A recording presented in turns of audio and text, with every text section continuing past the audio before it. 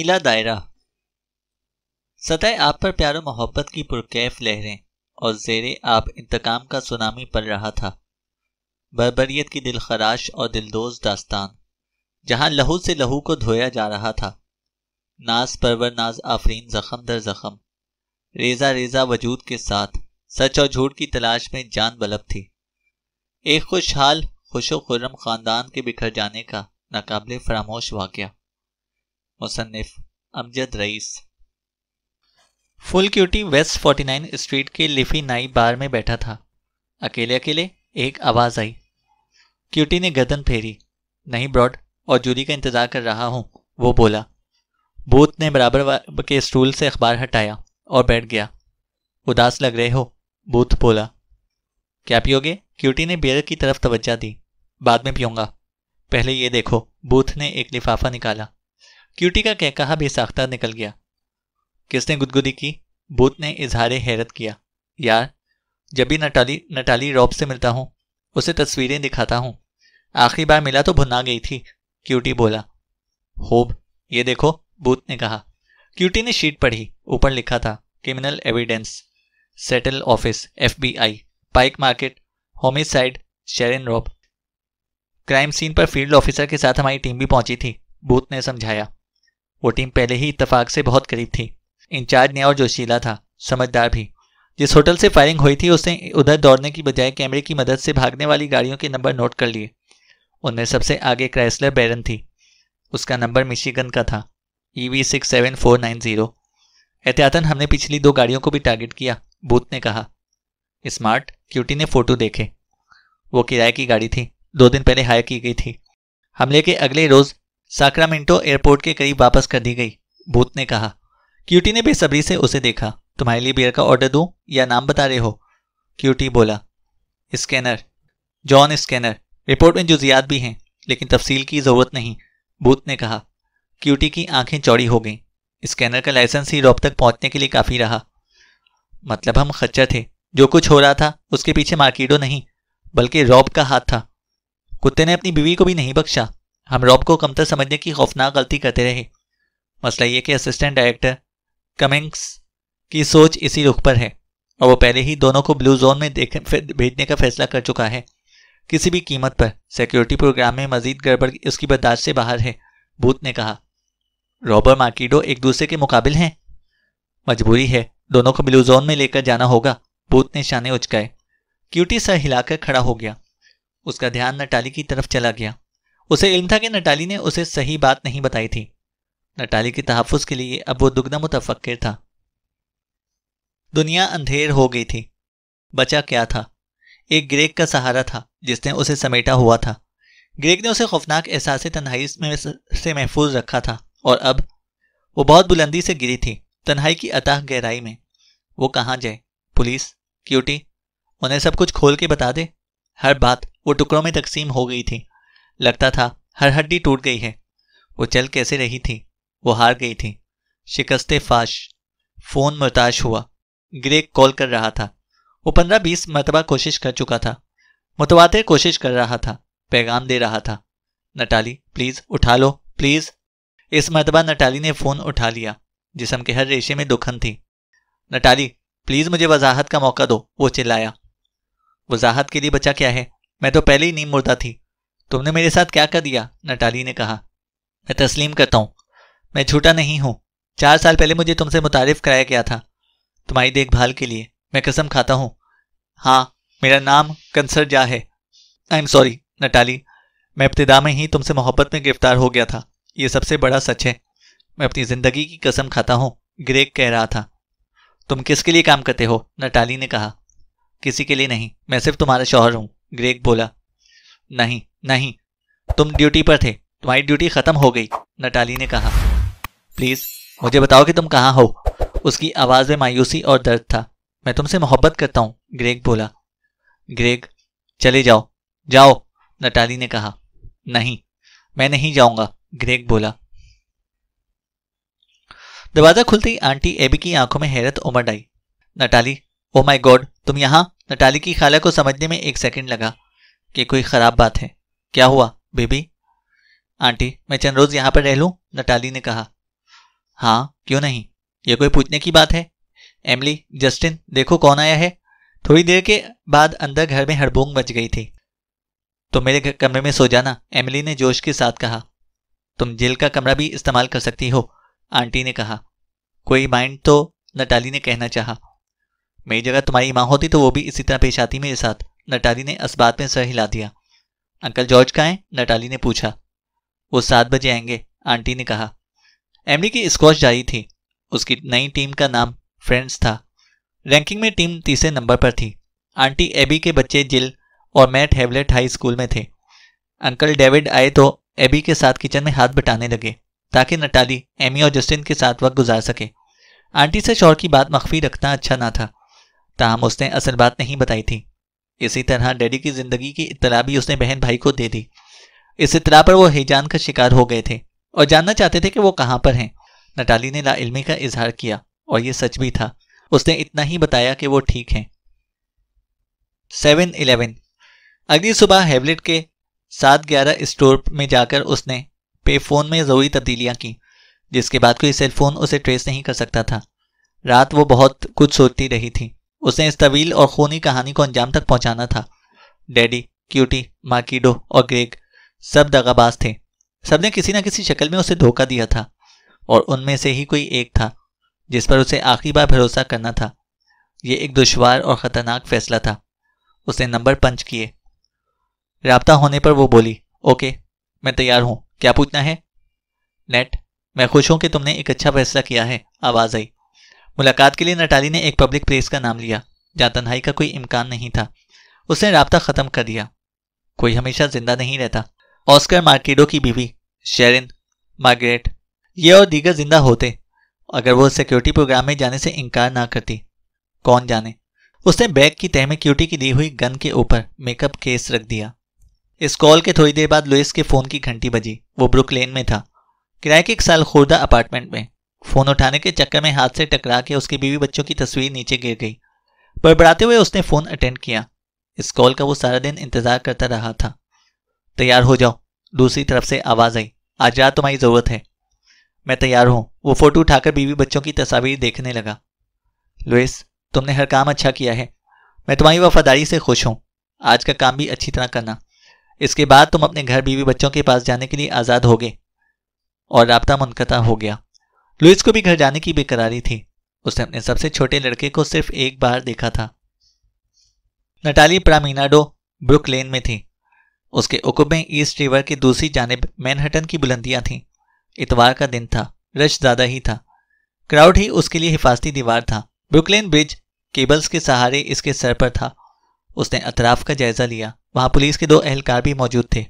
پھر اچانک ہی وہ نظروں میں آ گیا۔ فاصلہ زیادہ نہیں تھا۔ دونوں کی نگاہیں چار ہوئیں۔ اس کے ہونٹوں پر وہی 20 سال جیسی مسکراہٹ تھی۔ تاہم نٹالی نے مسکراہٹ میں غیر یقینی کا مدھم تاثر دیکھ لیا۔ نٹالی کے اعصاب تناؤ کی آخری حد پر تھے۔ ہیلو نیٹ، اسے آواز آئی۔ گمگو کی شدید کیفیت پر قابو پا کر وہ بولی، ڈیڈی تم کون ہو؟ کیا مطلب؟ نیٹ، میں تمہارا ڈیڈی ہوں۔ نٹالی نے نفی میں سر ہلایا۔ مجھے یقین نہیں، شاید آپ تھے۔ روب مسکرایا اور نٹالی کو ماضی کی چند باتیں یاد دلائیں۔ آپ کا اصلی نام کیا ہے؟ ہماری فیملی کا سچ کیا ہے؟ وہ کون تھی؟ روزا کون تھی؟ وہ اسپین سے نہیں آئی تھی۔ کس نے تم سے باتیں کی ہیں؟ کس نے تم سے جھوٹ بولا ہے؟ روب نے ہاتھ بڑھایا۔ نٹالی پیچھے ہٹ گئی۔ میں جانتی ہوں ڈیڈی، آپ عرصے سے مارکیڈوز کے لیے کام کرتے رہے ہیں، نٹالی نے کہا۔ تم میری بیٹی ہو، اس کے علاوہ سب جھوٹ ہے، وہ بولا۔ نٹالی کا خون کھول اٹھا۔ اس نے بیگ میں ہاتھ ڈالا۔ میں بتاتی ہوں کہ جھوٹ کیا ہے۔ اس نے کولمبیا کا فوٹو نکالا جس میں روب بھائی کے ساتھ کھڑا تھا۔ یہ جھوٹ ہے۔ جھوٹ ایسا ہوتا ہے۔ آپ کی زندگی ساری جھوٹ ہے۔ 20 سال سے آپ جھوٹ بولتے رہے۔ کیا کہوں؟ میں آپ کو گالی بھی نہیں دے سکتی، لیکن آپ انسان نہیں ہیں، نٹالی نے کہا۔ روب کے تاثرات میں کوئی فرق نہیں پڑا۔ اس نے فوٹو پر نظر ڈالی اور مسکرا دیا۔ یہ مختلف مسکراہٹ تھی۔ کہاں سے ملا یہ؟ روب نے پوچھا۔ لعنت ہے، ہم سب آپ پر ساری زندگی بھروسہ کرتے رہے، خود اپنے آپ سے زیادہ، نٹالی نے کہا۔ میں نے پوچھا کہاں سے ملا یہ، روب نے کہا۔ نٹالی کا چہرہ غصے سے سرخ ہو گیا۔ کیا فرق پڑتا ہے اس بات سے؟ یہ تو آپ بتائیں گے۔ بولیں سب جھوٹ تھا۔ بتا دیں آپ کیا کرتے رہے، آپ کون ہیں؟ ہم کون تھے؟ نٹالی کی آواز بلند ہو گئی جس پر چند افراد متوجہ ہوئے۔ روب نے قدم بڑھایا۔ نٹالی پیچھے ہٹ گئی۔ وہ تمہارا بھائی ہے۔ میں تمہارے باپ کے بارے میں بھی جانتی ہوں۔ میں جانتی ہوں کہ پروگرام میں جانے کا ڈرامہ تم نے خود رچایا تھا۔ اس کا مقصد بھی جانتی ہوں۔ وہ آپ سے تم پر آ گئی تھی۔ تم نے مارگریٹ کو قتل کیا۔ تم نے اپنی ہی بیوی کو قتل کر دیا۔ بفیلو میں اس عورت کو قتل کر دیا۔ تم آدمی ہو یا خونی جانور؟ نٹالی کہہ رہی تھی۔ روب نے کافی دیر پلکیں جھپکائیں۔ اس نے سرد نگاہ سے اسے دیکھا۔ نظروں میں فولاد کی سختی تھی، کوئی تاثر نہیں تھا۔ یکدم گویا شخصیت بدل گئی۔ وہاں کوئی اور کھڑا تھا، وہ بینجامن روب نہیں تھا۔ وہ کہاں ہے سویٹ ہارٹ؟ اس کی آواز کھردری ہو گئی۔ مجھے معلوم ہے کہ تم اس سے ملی ہو۔ اسی نے تمہارا ذہن آلودہ کیا ہے۔ روب کی آنکھوں میں بے حد چبھن تھی۔ نٹالی کے دل کی دھڑکن تیز ہو گئی۔ اس کا خیال گن کی طرف گیا۔ اسے احساس تھا کہ اب اسے نکل جانا چاہیے۔ وہ پیچھے ہٹتی چلی گئی۔ ہجوم میں اس کا رخ پولیس کی طرف تھا۔ روب جگہ بناتا ہوا چند قدم آگے آیا، پھر رک گیا۔ صرف تم ہی واحد ذریعہ نہیں ہو، عقب سے اس کی آواز آئی۔ وہ اب نٹالی کو دکھائی نہیں دے رہا تھا۔ نٹالی کے قدم تیزی سے اٹھ رہے تھے۔ ایک اسٹور کی ونڈو پر ہاتھ رکھ کر اس نے گہرے گہرے سانس لیے۔ دفتن شیشے میں اس کی نظر عکس پر گئی۔ لاکٹ گلے سے نکل کر سینے پر آ گیا تھا۔ اس کے ذہن میں جھماکا سا ہوا۔ ڈیڈی مکمل راکٹ دیکھ کر سمجھ گئے ہوں گے کہ آسکر سے اس کی ملاقات ہو چکی ہے۔ گریگ انگنت بار کوششیں کر چکا تھا۔ کتنے پیغام چھوڑے تھے، بمشکل ایک بار تھوڑی سی بات ہو سکی تھی۔ اس نے مایوس ہو کر فون ایک طرف اچھال دیا۔ رات میں کچھ دیر کے لیے وہ کچی پکی نیند لے سکا تھا۔ امید کرتا رہا، دعا کرتا رہا، ہر آہٹ پر اسی کا گمان ہوتا۔ کیا وہ دوبارہ اس پر اعتبار کرے گی؟ نٹالی کی بدگمانی درست تھی، لیکن وہ اس بات سے لا علم تھی کہ گریگ در حقیقت اسے دل و جان سے چاہتا تھا اور یہ اس کی ڈیوٹی نہیں تھی۔ وہ کیا بتاتا؟ محبت پر اس کا اختیار نہیں تھا۔ وہ اچھا ڈاکٹر، اچھا شوہر اور بہترین دوست تھا۔ جس چیز نے ہزاروں بار اس کا دل دھڑکایا تھا وہ غیر متوقع طور پر عیاں ہو گئی تھی۔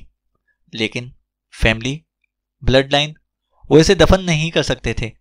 وہ بھی دو ٹکڑوں میں بٹ گیا تھا، یہ بھی فیملی اور وہ بھی فیملی۔ تاہم اسے اپنی محبت کی طاقت پر بھروسہ تھا۔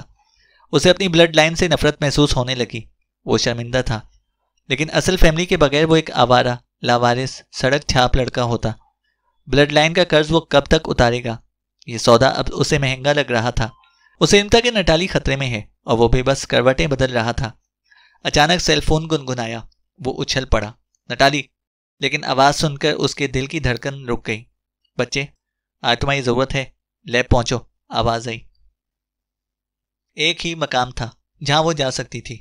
اس نے بورو ہال سے ٹرین نمبر 5 پکڑی۔ وہ سیدھی برونکس تک گئی۔ 180 اسٹریٹ اسٹیشن پر اس نے ٹرین کو چھوڑ دیا۔ اتوار کی وجہ سے پبلک شاپنگ کے لیے نکلی ہوئی تھی۔ وہ مورس ایونیو پر تھی۔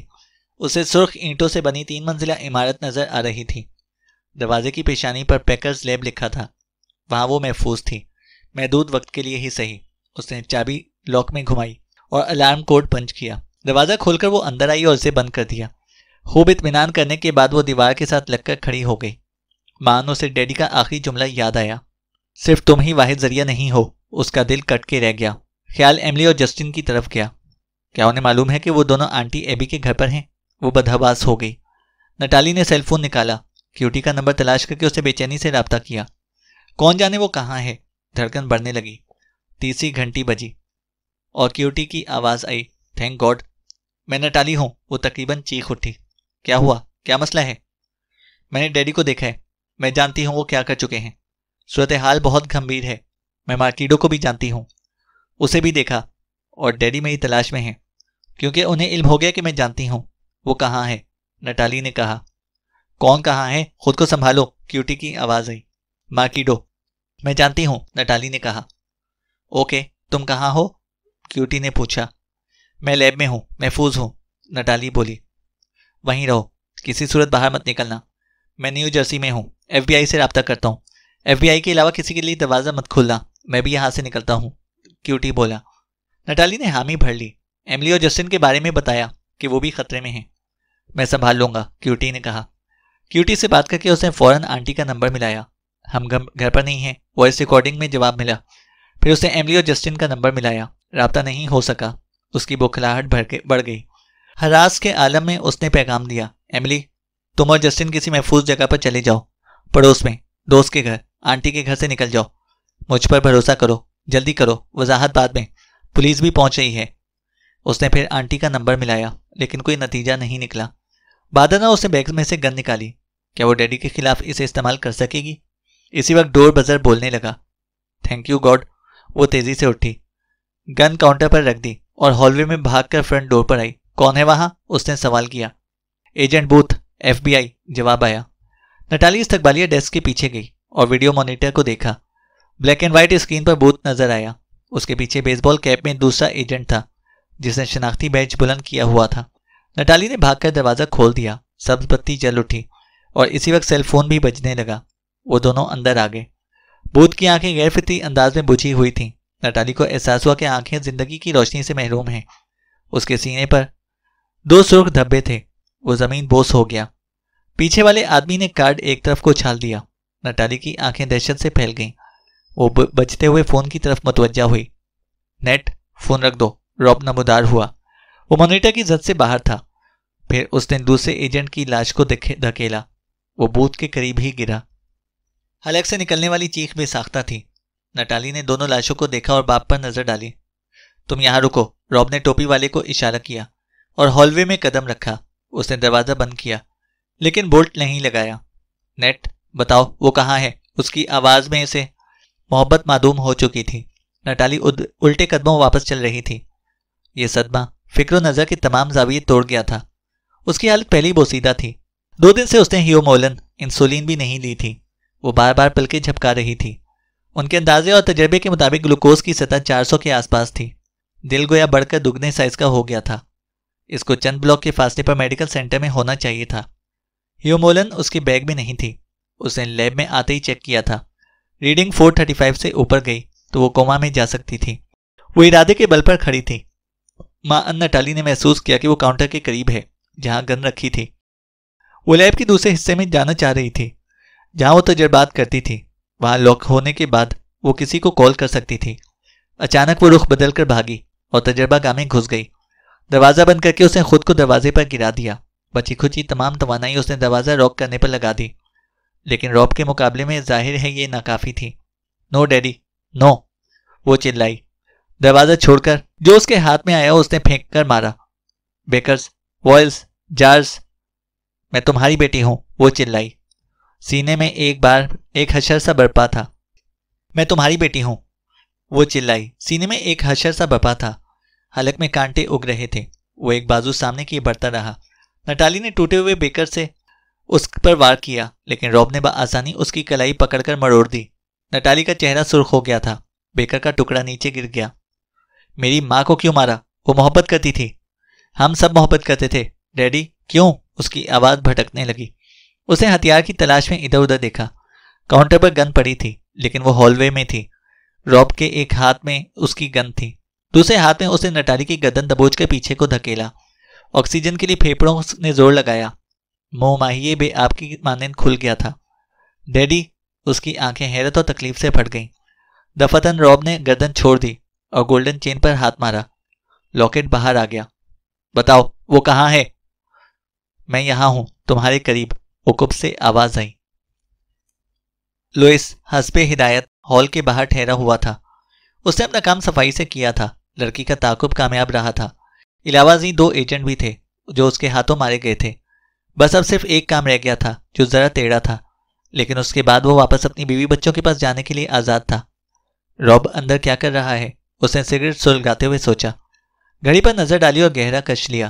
وہ آخری کام کے بارے میں سوچ رہا تھا۔ فریدر نیدا کے نام پر وہ ہر امتحان میں پورا اترا تھا۔ اس کے خیالات اپنے بچوں کی طرف چلے گئے۔ وہ بچوں کو فٹ بال اور بیس بال میں کوچ کر سکتا تھا۔ اسے بچے پسند تھے۔ اس کے پاس کافی رقم جمع ہو گئی تھی۔ ممکن ہے کہ وہ ان سب کو کولمبیا سے یہیں پر لے آئے۔ اس نے سگریٹ کو بوٹ کے نیچے مسلا اور دروازے کے پٹ پر ہاتھ رکھ کر اندر جھانکا۔ اس کے اندازے سے زیادہ تاخیر ہو گئی تھی۔ اسی وقت اس کی پشت سے کوئی چیز ٹکرائی۔ گھونسا تھا یا کچھ اور؟ شناخت میں الجھے بغیر وہ گھٹنوں کے بل پر گرا۔ اس نے اذیت کی لہر کے ساتھ ہاتھ پیچھے کیا۔ واپسی پر ہاتھ لہو میں تر تھا۔ ایک اور گھونسا۔ وہ منہ کے بل گرا۔ نہیں، یہ گھونسا نہیں تھا۔ منہ سے خون رسنے لگا۔ نظر دھندلا گئی۔ اس نے گردن موڑی۔ مختصر داڑھی والا آدمی جس کے سر پر ٹوپی تھی وہاں کھڑا تھا۔ کھانسی آئی۔ اس نے خون کی الٹی کی۔ اس سے زیادہ کون جانتا تھا کہ 2 وار کتنے ہلاکت خیز تھے اور وہ موت کی شاہراہ پر چل پڑا تھا۔ سینے میں جیسے بلیڈ چل رہے تھے اور حلق میں خون کے غرغرے۔ یہی طریقہ تھا، ٹھیک انداز تھا۔ بس خواب، بیس بال، بیوی بچے، فیملی، فیدر نیدا، سب جھوٹ تھا۔ سچ سرخ رنگ کا تھا جو منہ سے نکل رہا تھا۔ داڑھی والا نیچے بیٹھ گیا اور اسپینش زبان میں بولا، گھر جانے کا وقت ہے۔ گن کی نال اس نے لوئس کی کھوپڑی پر رکھ دی۔ ٹریگر دبا اور لوئس ہر قسم کے احساس سے بیگانہ ہو گیا۔ امیگو، تمہاری ڈیوٹی ختم۔ بینجامن، آواز میں سکون تھا، یہاں۔ نٹالی نے دیکھا کہ ڈیڈی کے چہرے کی ہر لکیر گہری ہو گئی تھی۔ روب نے نٹالی کی آنکھوں میں دیکھ لیا تھا پیچھے کون کھڑا تھا۔ مارکیڈو نے قدم بڑھائے، بردر، گن رکھ کر گھوم جاؤ۔ نٹالی کے باپ نے ایسا ہی کیا۔ نٹالی بھی تجربہ گاہ سے باہر آ گئی۔ ایک پیچ در پیچ غیر معمولی کہانی کا کلائمیکس آن پہنچا تھا۔ فریدر نیدا، 2 بھائی روبرو تھے۔ ریسرچ لیب، میدان کارزار تھی۔ کیمیکل کی جگہ خون بہہ رہا تھا۔ عقیدہ یہی تھا، خون سے خون دھلتا ہے۔ 20 برس بعد دونوں آمنے سامنے تھے۔ میری تلاش تھی بین، آسکر مارکیڈو مسکرایا۔ لو میں آ گیا۔ اس نے گن عام سے انداز میں پکڑی ہوئی تھی۔ کیا ارادہ ہے؟ روب نے سوال کیا۔ ماروں گا نہیں، آسکر نے جواب دیا۔ ہاں، باہر والا اور تمہارے دیگر آدمی مارے جا چکے ہیں۔ بہت خون بہہ گیا۔ کیا خیال ہے؟ اب اور نہیں۔ شیرن اور میری بیوی روز پائلر۔ کیوں؟ جھوٹ نہیں ہے نا؟ آسکر نے کہا۔ پھر کیا چاہتے ہو؟ روب نے بھائی کو تولا۔ کیا چاہتا ہوں؟ مارکیڈو نے نٹالی کو دیکھا۔ میں چاہتا ہوں کہ نٹالی سچ سن لے جو شیرن نہ سنا سکی۔ بس ہم 3 ہیں۔ نٹالی سے تم نے کیا چھپایا؟ خود اسے بتا دو۔ وہ ایک قدم آگے آ گیا۔ اس کی نگاہ برمے کی مانند دماغ میں گھسی چلی جا رہی تھی۔ روب کی پتلیاں حلقوں میں گردش کر رہی تھیں۔ اس کی کیفیت پنجرے میں بند درندے کی مانند تھی۔ اس نے آہستگی سے نٹالی کی جانب حرکت کی۔ نٹالی اس کی بے قراری اور بے بسی کو دیکھ رہی تھی۔ وہ جانتی تھی کہ وہ نٹالی کو یرغمال بنانے کی کوشش کرے گا۔ وہ خود بھی دور ہٹ گئی۔ ہتھیار کے سائے میں کیا سچ بولا جا سکتا ہے؟ لاکٹ بھی تم نے مکمل کیا، گن بھی تمہارے پاس، اور سچ بھی تم جانتے ہو، روب نے کہا۔ پھر جو حرکت مارکیڈو نے کی، نٹالی کو لگا کہ جیسے بجلی کا ننگا تار اس کی جلد سے چھو گیا ہو۔ مارکیڈو نے گن قریبی اسٹول پر رکھ دی اور وہ خالی ہاتھ کھڑا تھا۔ بین، اب صرف سچ باقی ہے، نٹالی کو بتا دو۔ کیا تم خوفزدہ تھے سچ بتانے سے؟ آسکر نے کہا۔ نٹالی کو ادراک ہو گیا کہ اب اس کا زندہ بچ نکلنا محال ہے۔ خون میں بڑھتا ہوا گلوکوز کا اثر پذیری میں شدت اختیار کر رہا تھا اور مارکیڈو نے گن چھوڑ کر ٹھیک نہیں کیا تھا۔ تاہم وہ مارکیڈو کے اطمینان پر انگشتے بندہ تھی۔ ڈیڈی، سچ کہاں چھپا ہے؟ بتا دیں، وہ بولی۔ روب نے کوئی جواب نہیں دیا۔ مارکیڈو مسکرا دیا۔ بین، بتا دو گے تو کیا فرق پڑے گا؟ کچھ بھی نہیں۔ شیرن تو ہے نہیں، اور نہ تم شیرن کے پیچھے تھے۔ مارکیڈو کی آنکھوں میں سکون اور اعتماد کے سوا کچھ بھی نہ تھا۔ یا میں جھوٹ بول رہا ہوں؟ تم شیرن کو ہی نشانہ بنا رہے تھے۔ یہی وقت ہے، سچ اس کو بتا دو، یہ اس کا حق ہے، آسکر مارکیڈو نے کہا۔ وہاں مرگ کا سا سناٹا چھا گیا۔ مارکیڈو کی معنی خیز نگاہ نے نٹالی کو مسحور کر دیا تھا۔ اسے سماعت کا دھوکہ معلوم ہوا۔ وہ اپنے باپ کی طرف مڑی۔ مجھے؟ اس کی زبان لڑکھڑا گئی۔ تم نے مجھے مارنے کی کوشش کی تھی، کیوں؟ نٹالی کی نظروں کے سامنے دھند بڑھ گئی۔ اس کے تصور میں وہ منظر ابھرا جب وہ شیرن کے ساتھ ارنی نامی اوپن ریسٹورنٹ میں بیٹھے تھے۔ ہوا کے ہلکے جھونکے نے پلاسٹک کا گلاس لڑکا دیا۔ وہ بے ساختہ گلاس پکڑنے کے لیے جھکی تھی اور گولی اس کے شانے میں سے گزر کر شیرن کی زندگی کا چراغ بجھا گئی۔ اگر وہ نہیں جھکتی تو؟ روب نے کوئی جواب نہ دیا۔ اس کا ہاتھ عقب میں گیا۔ واپس آیا تو اس میں گن تھی۔ مارکیڈو سابقہ حالت میں کھڑا تھا۔ اس نے دفاع کے لیے رتی بھر بھی کوشش نہ کی۔ نٹالی چیخی، نو، اور فائر ہوا۔ گولی مارکیڈو کی دائیں ران میں گھس گئی۔ اس کے دونوں گھٹنے مڑے، تاہم وہ گھٹنوں کے بل کھڑا رہا۔ چہرے پر اذیت و پریشانی کا نام و نشان تک نہ تھا۔ بین، بتا دو، کیونکہ تم بتاؤ گے تو درد ہوگا۔ گولی کیا کر سکتی ہے؟ تمہیں تو درد پہنچانا تھا، خون بھی اور درد بھی۔ سر میں گولی مارنے سے درد کہاں ہوتا ہے؟ درد جذبات اور احساسات و محبت کو پارا پارا کرنے میں سے ہوتا ہے۔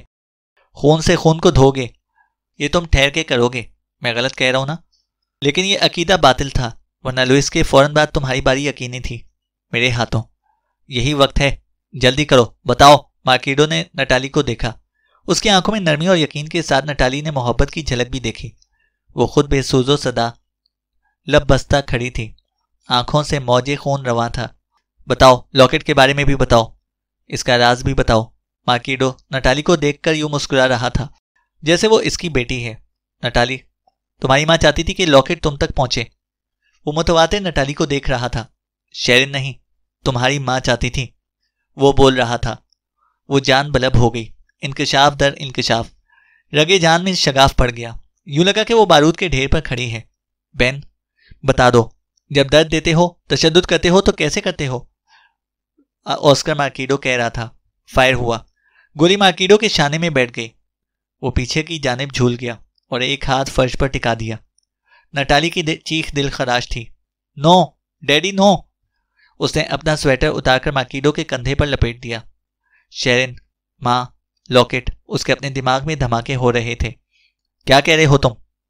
ہاں، وہ بہت خوبصورت تھی، اسے ذیابطیس ہو گیا تھا اور میں مقدمے میں پھنس کر جیل جا رہا تھا۔ میں بچی کو ٹھیک طرح کیوں کر پالتا؟ میرے پاس کوئی چوائس نہیں تھی، آسکر مارکیڈو کہہ رہا تھا۔ نٹالی کو یاد آیا کہ پارک میں مارکیڈو نے بتایا تھا کہ اس کی بیوی کا انتقال ذیابطیس کی وجہ سے ہوا تھا۔ وہ نرمی سے نٹالی کو دیکھ رہا تھا۔ بین، میں بچی کو ماں کے بغیر کیسے چھوڑ دیتا؟ میں جانتا تھا کہ بچی کم از کم کہاں بہترین انداز میں پل بڑھ سکتی ہے، محفوظ رہ سکتی ہے تمہارے ساتھ، اپنی خالہ کے گھر، آسکر مارکیڈو کہہ رہا تھا۔ تیسرا فائر، مارکیڈو پہلو دبا کر زمین بوس ہو گیا۔ نٹالی کے ذہن میں بجلی سی کڑکی۔ راز نہ رہا، کہنے سننے کو کچھ باقی نہ تھا۔ وہ اپنے حقیقی باپ کو دھیرے دھیرے مرتا ہوا دیکھ رہی تھی۔ شیرن بھی اس کی ماں نہیں تھی۔ نٹالی کے دماغ کا ہر خلیہ ساکت ہو گیا تھا۔ وہ جان گئی کہ روز اس کی حقیقی ماں تھی۔ میں نے سوچا تھا کہ میں نے تمہارے لیے صحیح جگہ کا فیصلہ کیا ہے، مارکیڈو نے نٹالی سے کہا۔ ہاں، لیکن اس وقت جب تک تم نے فیملی کے اصول نہیں توڑے تھے، روب نے کہا۔ میری بیٹی فریدر نیدا سے زیادہ قیمتی ہے، خون سے خون کو نہیں دھویا جا سکتا۔ میں مطمئن ہوں بردر، میں نے تم سے کبھی غداری نہیں کی، آسکر مارکیڈو نے کہا۔ روب نے چوتھے فائر کے لیے نشانہ لیا۔ نہیں، نٹالی دیوانہ وار جھپٹی۔ روب نے اسے ایک طرف کو دھکا دیا۔ وہ لیب کاؤنٹر کے قریب ٹرے سے ٹکرا کر گری۔ ٹرے میں موجود ٹیوبز فرش پر بکھر گئیں۔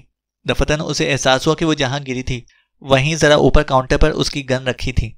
بین، دیکھو اسے، تم نے سب کچھ کھو دیا۔ تمہارا دل فقیر کے کشکول کے مانند ہے جسے فریدر نیدا یا نام نہاد فیملی نہیں بھر سکتی۔ خالی دل کے ساتھ کہاں جاؤ گے؟ آسکر مارکیڈو بولا۔ میں تو واپس جاؤں گا، روب نے اس کی پیشانی کا نشانہ لیا۔ لیکن تم کہاں جاؤ گے؟ کہیں بھی نہیں، جہنم میں، روب بولا۔ نہیں مسٹر بین روب، نٹالی کو اپنی ہی آواز اجنبی لگی۔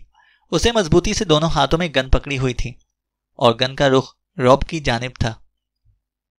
نٹالی نے یہ فکرہ بھول بھی دیا اور گن بھی تان لی، لیکن وہ اپنے اگلے قدم سے بے خبر تھی۔ روب نے بھائی کی جانب سے توجہ ہٹا لی، ویسے بھی مارکیڈو حرکت نہیں کر سکتا تھا۔ نیٹ، تم مجھے شوٹ کرو گی؟ روب بولا۔ مت کہو مجھے نیٹ، نٹالی بولی۔ نٹالی، یہاں سے چلی جاؤ، کرنے دو اسے جو وہ کرنا چاہتا ہے، مارکیڈو نے نٹالی سے کہا۔ نہیں، وہ روب کو گھورتی رہی۔ وہ اب تک اتنے صدمے اٹھا چکی تھی، اتنی تکلیف سہ چکی تھی کہ بے حس ہو گئی تھی۔ اس وقت وہ نگاہ کے سامنے چھائی دھند سے لڑ رہی تھی۔ اسے نیچے رکھ دو، روب نے کہا۔ وہ صحیح کہہ رہا ہے، تم یہاں سے چلی جاؤ، میں تمہیں تکلیف پہنچانا نہیں چاہتا۔ اس کا گن والا ہاتھ جھک گیا تھا۔ اوہ، تم پہلے اسے اتنے زخم دے چکے ہو کہ دنیا بھر کا مرہم بھی ان کی تکلیف کم نہیں کر سکتا، نٹالی نے کہا۔ روب نے وقفہ لیا۔ وہ گہری نگاہ سے نٹالی کی کیفیات پڑھ رہا تھا، پھر ایک پراسرار مسکراہٹ کے ساتھ اس کا گن والا ہاتھ دوبارہ اٹھنا شروع ہوا، دھیرے دھیرے۔ تم مجھے مارو گی جس نے تمہیں 20 برس تک محبت سے پالا؟ تم یہ کیسے کر سکتی ہو؟ روب کی مسکراہٹ نے نٹالی کو لرزا دیا۔ ڈیڈ، وہ بولی، آنسو آنکھوں سے رواں تھے، مجھے مجبور مت کرو۔ گو، مارکیڈو نے کہا۔ اس کے آس پاس فرش پر خون پھیلتا جا رہا تھا۔ گو، شوٹ، اگر تم یہ کر سکتی ہو، شوٹ۔ ہم دونوں جانتے ہیں کہ میں کسی بھی وقت اسے ختم کر سکتا ہوں۔ مار دو مجھے، شوٹ بیبی، یہی وقت، کیا تم ایسا کر سکتی ہو؟ روب نے گن کا رخ نٹالی کی طرف کر لیا۔ نٹالی کو ہاتھ میں گن برف کا ٹکڑا معلوم ہو رہی تھی اور انگلیاں بھی منجمد تھیں۔ ٹریگر دباؤ، دباؤ، اس کے اندر کوئی چیخ رہا تھا۔ دباؤ، وہ تمہارا باپ نہیں ہے، وہ ایک جانور ہے۔ نٹالی نے سینے کا نشانہ لیا اور آنکھیں بند کر لیں۔ کیوٹی کی ہدایات کو یاد کیا۔ اس کی حالت ناگفتہ بے تھی۔ اسے یقین نہیں تھا کہ گولی کس طرف جائے گی۔ دھماکہ ہوا۔ ٹریگر دبا کر اس نے آنکھیں کھول دیں۔ رنگ فک تھا۔ روب کے تاثرات بدل گئے تھے۔ وہ لڑکھڑایا۔ اس کا ایک ہاتھ جیکٹ کی جیب میں تھا۔ راب نے ہاتھ باہر نکالا تو وہ خون میں تر تھا۔ وہ غیر یقینی نظروں سے نٹالی کو گھور رہا تھا۔ شکر ہے کہ گولی ہوا میں نہیں گئی تھی۔ راب کے اندر پوشیدہ حیوان باہر آ گیا تھا۔ ڈرامہ، جھوٹ، محبت، 20 سال سب تحلیل ہو گئے تھے۔ راب نے گن کا رخ مارکیڈو کی کھوپڑی کی طرف کر دیا۔ نہیں، نٹالی چلائی اور ٹریگر دبا دیا۔ راب گھوم گیا۔ گولی اس مرتبہ اس کے دائیں بازو میں لگی تھی۔ اس نے ایک ہاتھ سے بازو دبایا۔ گن چھوٹ کر فرش پر گر گئی۔ راب نے خونی نظر سے نٹالی کو دیکھا اور گری ہوئی گن کی طرف گیا۔ پلیز رک جاؤ، نٹالی رو رہی تھی۔ گن دونوں ہاتھوں میں تھی، ہاتھ کانپ رہے تھے۔ وہ راب کے قریب چلی گئی اور ہینڈ گن سے اس کے سینے کا نشانہ لیا۔ جو کرنا ہے کرو، اپنے باپ کو مار دو۔ تم میرے باپ نہیں ہو۔ اس نے دھندلی نظر سے باپ کی شبیہ کو دیکھا۔ راب ہانپتے ہوئے جھکا اور گن پکڑ لی۔ نہیں، رک جاؤ۔ راب نے نیچے بیٹھے بیٹھے گن کا رخ نٹالی کی طرف کیا۔ نٹالی کا سر گھوم رہا تھا۔ نگاہ کے سامنے دھند کے بادل تھے۔ اسے محسوس ہوا کہ وہ ٹریگر تک نہیں دبا سکتی۔ اس کی ٹانگیں بھی لرز رہی تھیں۔ فائر کرنے کی کوشش ناکام ہو گئی۔ اعصاب ساتھ چھوڑ رہے تھے۔ وہ گرنے ہی والی تھی کہ دھماکہ ہوا۔ نٹالی کی بجائے راب آگے کی جانب گرا۔ اس کے سینے سے خون کی پھوار نکلی۔ گن پھر گر گئی۔ وہ خود بھی گرا، کبھی نہ اٹھنے کے لیے۔ نٹالی نے آنکھیں سکیڑ کر دروازے کی جانب دیکھا۔ وہاں سفید رنگ کا بھوت کھڑا تھا۔ گریگ، میں نے کہا تھا نا کہ میں تمہیں نقصان نہیں پہنچنے دوں گا۔ تم ہمیشہ مجھ پر بھروسہ کر سکتی ہو، گریگ نے کہا۔ نٹالی کا پورا وجود لرز رہا تھا۔ اس نے گن چھوڑ کر کاؤنٹر کا سہارا لیا۔ آخری آواز مارکیڈو کی تھی جو نٹالی نے سنی۔ وہ گریگ سے کہہ رہا تھا، اسے دوائی دو، جلدی کرو۔ گریگ نٹالی کی طرف بھاگا۔ نٹالی کے منہ سے سرگوشی کی شکل میں 2 الفاظ نکلے، میڈیکل سینٹر۔ پھر وہ گریگ کی باہوں میں بے ہوش ہو گئی۔ پولیس منٹوں میں لیب تک پہنچ گئی تھی۔ ایمرجنسی میڈیکل سروس کی گاڑیاں پیچھے آ رہی تھیں۔ لیب وار زون کا منظر پیش کر رہی تھی۔ خون، لاشیں، زخمی، پیٹرول کارز کی روشنیاں اور سائرن سے فضا گونج رہی تھی۔ نٹالی گریگ کی باہوں میں تھی۔ اسے نیا حوصلہ اور توانائی مل گئی تھی، تاہم انسولین کی ضرورت پیش از پیش تھی۔ اس نے گریگ کو صورتحال سے آگاہ کیا۔ اس نے ایمرجنسی میڈیکل ٹیم کے سامنے تعارف پیش کیا اور اولین کارروائی کی ہدایت کی۔ ٹیم کا ایک حصہ مارکیڈو کو سنبھال رہا تھا۔ ایسے حالات نٹالی کے گمان سے ملین میل کے فاصلے پر تھے، لہٰذا وہ شوق کی حالت میں تھی۔ تاہم ضروری اور اولین ضرورت ملنے کے بعد اس نے سنبھلنا شروع کیا۔ اس نے پولیس کو بتایا کہ وہ صرف سیکیورٹی پروگرام کے ایجنٹ کیوٹی سے بات کرے گی۔ راب مر چکا تھا، مارکیڈو زندہ تھا، اگرچہ اس کی سانس کی ڈوری نازک دھاگے کی مانند تھی۔ نٹالی کا ایک ہاتھ اپنے حقیقی باپ کے رخسار پر تھا۔ وہ متواتر اسے حوصلہ دے رہی تھی۔ شاید بیٹی کی زندگی اور محبت تھی کہ وہ کسی نہ کسی طرح موت سے لڑ رہا تھا۔ وہ نیم بے ہوشی کے عالم میں کچھ بڑبڑا رہا تھا۔ نٹالی نے محسوس کیا کہ اب بھی کچھ رہ گیا ہے جو وہ اسے بتانا چاہ رہا ہے۔ نٹالی نے اس کا ہاتھ دبایا۔ پلیز کچھ نہ بولیں، آپ کو کچھ نہیں ہوگا، نٹالی بولی۔ کچھ دیر بعد کیوٹی بھی خونی منظر نامے پر طلوع ہوا۔ نٹالی اسے دیکھتے ہی اٹھ کے اس کے ساتھ لپٹ گئی۔ وہ مائی ڈیڈی، وہ ہچکیاں لے رہی تھی۔ اس نے مارکیڈو کی طرف اشارہ کیا۔ ڈیڈی نہیں، راب باہر والے آدمی کے ساتھ آئے تھے، انہوں نے دونوں ایجنٹ مار دیے تھے۔ میں سمجھی، مجھے ڈیڈی نہیں، راب کو مارنا پڑا۔ اسے بچاؤ، وہ میرا باپ ہے، میں سب، نٹالی کہتے کہتے رو پڑی۔ چپ ہو جاؤ، میں جانتا ہوں یہ باتیں بعد میں ہو جائیں گی، وقت کم ہے۔ اس نے نٹالی کو خود سے علیحدہ کرنے کی کوشش نہ کی، تاہم وہ سسکیاں لیتی ہوئی خود ہی الگ ہو گئی۔ ایمرجنسی کے عملے نے مارکیڈو کے اسٹریچر کو گھیرا ہوا تھا۔ کہاں لے جا رہے ہو؟ نٹالی کی آواز رون گئی۔ کیوٹی نے اسے شانے سے پکڑ لیا۔ نٹالی، آئی ایم سوری، یہ تم نہیں سمجھ سکتی، دعا کرو کہ وہ بچ جائیں۔ ہاں، وہ زندہ رہیں گے، میرے لیے زندہ رہیں گے، نٹالی نے کہا۔ ویل اسٹریچر کے پہیے گھومے۔ عملہ ایمبولینس اور پھر اسپتال میں جانے سے پہلے جو کچھ کر سکتا تھا وہ کر رہے تھے۔ نہیں، وہ چیخی اور بھاگ کر باپ کا ہاتھ پکڑ لیا۔ میں نے ٹھیک کیا تھا، وہ کمزور آواز میں بولا۔ ہاں، نٹالی نے ہاتھ دبایا۔ وہ مسکرایا۔ نٹالی کوریڈور میں ساتھ چل رہی تھی۔ وہ تم سے محبت کرتا ہے، گریگ کو میں نے بھیجا تھا تمہاری حفاظت کے لیے، مارکیڈو بولا۔ میں سمجھ گئی، نٹالی نے کہا۔ میری جیب میں کچھ ہے، اسے نکالو، آسکر، مارکیڈو نے کہا۔ نٹالی کا ہاتھ مارکیڈو کی جیکٹ کی جیب میں گیا۔ واپس آیا تو اس میں ایک لاکٹ تھا۔ یہ تم سے باتیں کرے گا، تمہیں کچھ بتائے گا، اس نے کہا۔ نٹالی نے اس وقت تک اس کا ہاتھ نہیں چھوڑا جب تک اسے ایمبولینس میں منتقل نہیں کر دیا گیا۔ اسے معلوم تھا کہ وہ اسے پروگرام میں واپس لے کر جا رہے تھے. وہ دوبارہ نہیں مل سکے گی. Goodbye. وہ روتے روتے مسکرائی. ڈیڈی. کیوٹی نے نٹالی کے شانے پر ہاتھ رکھا. ان کے ساتھ کیا ہوگا؟ نٹالی نے سوال کیا. کون؟ کس کی بات کر رہی ہو؟ وہ دھیمے سے مسکرایا. نٹالی خاموش رہی. پھر اس نے لاکٹ والی مٹھی کھولی. وہ پالش کی ہوئی چاندی کا ایک پرانا سا لاکٹ تھا. یہ تم سے باتیں کرے گا. ایک سرگوشی نٹالی کی سماعت میں ابھری. نٹالی نے اسے کھولا اور پلکیں جھپکنا بھول گئی. وہی تصویر. سبز مقناطیسی آنکھیں، حسین چہرہ، ریشمی زلفیں. نٹالی آئینہ دیکھ رہی تھی.